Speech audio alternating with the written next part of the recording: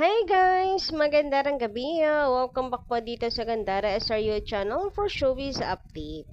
Andito na naman nga po akong muli nagbabalik ang nagmamaganda ninyong kachismos ang Kim Pao upang magatid sa inyo ng latest update and fresh happenings patungkol po kay Kim Chiu and Paolo Avellino. And para nga sa gabing ito ang tatalakayin natin at pag-uusapan ay may kinalaman po sa ganaps ni Kim Chiu. Syempre sa Cebu. Alangan namang palagpasin natin yan. Ito po ang latest update kay Kimi and grabehan yung mga tao doon. Talaga naman pong naghihiyawan, panay ang kaway, yung mga camera nakatuto kay Kim Chiu. Grabe yung pagsuporta nila kay Kimi. Knowing na taga Cebu rin itong si Kim Chiu, ano kaya siguro gano'n na lamang din. Nakakatawa na yung mga kababayan niya talaga naman po. Guys na sa kanya, proud na proud ba sa kanya. Si Kimi naman nakakatuwa din dahil marunong lumingon sa kanyang pinanggalingan. Hindi lang dahil may event, but talaga umuwi siya sa Cebu. Hindi niya yung kinakalimutan. Pero, alam nyo ba, bukod dyan, may pampakilig po tayong balita para sa inyo. Dahil tong si Kimi, grabihan, bit ang puso ni Paolo. Puso ni Paolo Avellino hanggang sa Cebu. Huy, grabihan nga yun. But before that, sa mga hindi pa nakaka-subscribe dito sa ating channel, maaari lamang na pindutin po ninyo subscribe button at notification bell na nandiyan sa baba para mag-i-updated ka at ma-notify tuwing may bago tayong chika at balita hinggil sa Kim Pao. Basta mga balita at mga chika na may kinalaman kay Kim and Paolo Avellino, sagot na natin yan. Anyway, isang masaya at masiglang pagbati nga pala para sa mga taga Cebu para sa kanilang pagdiriwang ng festival, Sinulog Festival. Ayan, from Kim Pao fans. And talaga naman ang dami rin pong mga Kim Pao fans na dumayo doon. Talagang kahit saan po mapadpad si Kim Chiu and Paolo Avellino ay nakabuntot at anino din talaga po ang mga fans. Nakakatawa na ganyan po ang suporta nila kay Kim and Paolo. Kaya alam mo na ang movie ng Kim Pao ay talaga rin naman pong tatabo sa takilya. Nako, manifest po natin yan. Talaga magiging blockbuster po. Solo event pa lamang po ito ni Kim Chiu, ha? So, what more kung kasama dyan si Paolo Avellino. Anyway, sabi dito, from EA, love you Kim Pao, super beauty, elegant and gorgeous ni Kim Chiu sa pink dress ng ating Princess Kim. So, eto nga po yung suot-suot niya na pink dress. Grabe, ang lakas talaga makaprinsesa nitong si Kim Chiu. Uy, kaya naman everlasting ang love ni Pao kay Kimi. Husband and wife na talaga ang Kim Pao. Huy, grabehan ramdam na totoong married na. Huy, grabehan talaga yun. Ignore lang yan. Ano pong Diyos TV?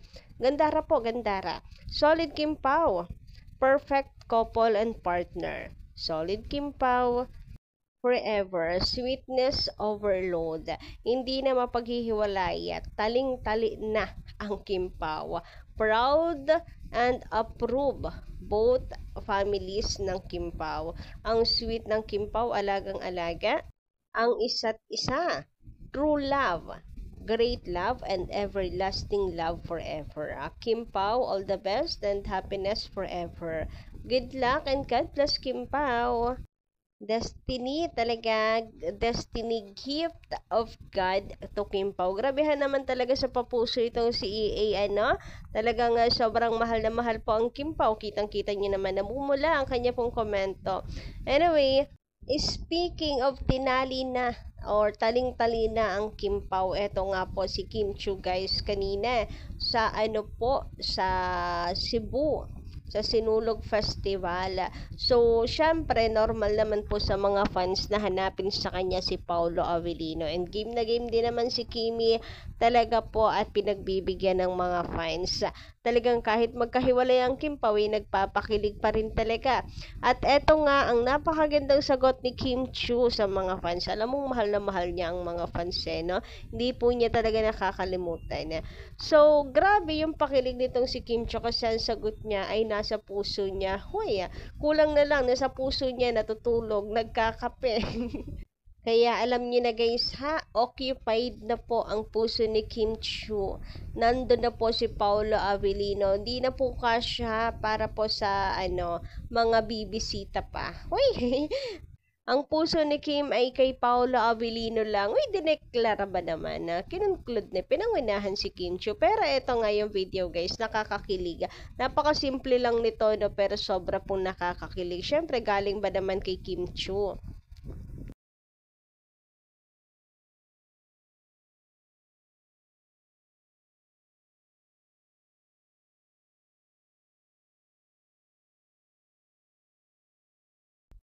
So, ito guys, i-zoom na natin, alam ko gustong-gusto nyong iliprid si Kimi.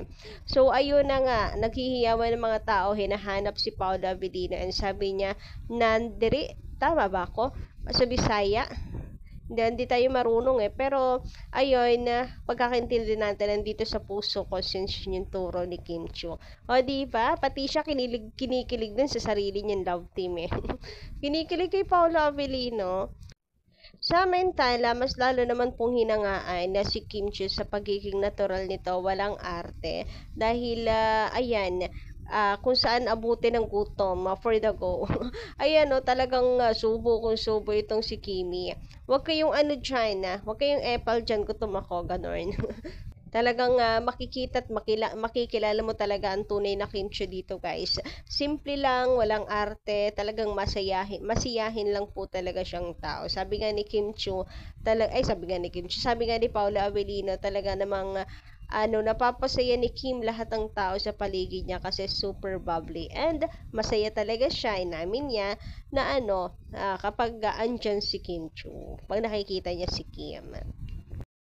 Samantala, sabi naman dito ni Evelyn na Luzong, syempre kahit sino, di dapat makalimutan ng sariling dialect, and that's the real Kim Chu. Hindi OA, kundi very natural, walang halong pa-cute. Sorry na lang kung sumikat siya at kayo ay hindi pa. Hehe, or hahaha. Kasi naman guys, may nagsabing ang OA daw ni Kim Chu. Nagbisaya lang si Kim, sinalita niya lang, nakikihalubilo lang syempre, tapos ganun ang sasabihin ng OA. Parang hindi naman sila sanay kay Kim Chu, lagi naman po siyang ganyan. And tuwan-tuwa nga po yung mga co-host niya kapag kaganyan siya. Kasi nabubuhay talaga yung alam mo yung atmosphere sa loob. Iba talaga pag nandun si Kimi. Talagang rin, nakakadagdag po ng energy talaga. Kasi naman, hindi pa awat din ang energy nitong si Kim. So, anong OA doon? Dapat nga matuwa dahil si Kim hindi talaga marunong lumimot sa kanyang pinanggalingan. Marunong makipag-interact. Alam mo yon at magpasaya. So, basta may Bisaya doon ay si Kimi po yung nakatoka dyan. Ehin nyo yung mukha nyo. Charot. 2025. Remember, ang New Year's resolution. Naku, sinisira nyo yung New Year's resolution namin Tigil-tigil kasi, tigil-tigil. Anyway, sabi naman dito ni Day Rodriguez, gandang gabi Miss Gandara, paanong OA doon? Ganyan talaga kami mga Bisaya. Masaya pag nagsasalita. Baka itong basher ang OA. Makinig sa pagsasalita ni Kim. Pumunta ka, basher sa Cebu, para makita mo kung paano mag-usap mga Bisaya. OA sa imong mata. Wala ka lang makasabot, ayaw pagyaw-yaw. Ano daw? Kung wa kakasabot minsan yung mga kagaya mong tao, makapagsalita kay Kim parang sino. Masabi lang na makakontra. Alam niyo guys, natutuwa ako pag nakakabasa ko ng mga Bisaya inyong comment. Pero at the same time, hindi ko naman naiintindihan at nahihirapan din ako. Ano ba yan? Ayan na naman kayo, basta merong magandang nangyayari o ganap kay Kim, lumalabas ang mga kontrabida kay Kim. Mga naiinggit, halatang halata kayo. Parang nakakaamin na naman ako ng maraming blessings na paparating sa kanila. Kina Kim and Paolo. Naku, ako rin. Alam niyo na yung mga ganyan-ganyan. Sign na yan. Charot. Anyways, may pa dito. Lagi namang ganon. Basta binabash sila, ang kapalit maraming blessings. Binabash kasi merong movie at teleserye na naman sila. Di ba nung sa Linlang and What's Wrong with Secretary Kim, ang daming bashers, ang daming ding blessings na kapalit nabigay ni God. So, ganun naman kasi talaga kapag kapilit mong binababa yung isang tao, lalo siyang inaangat.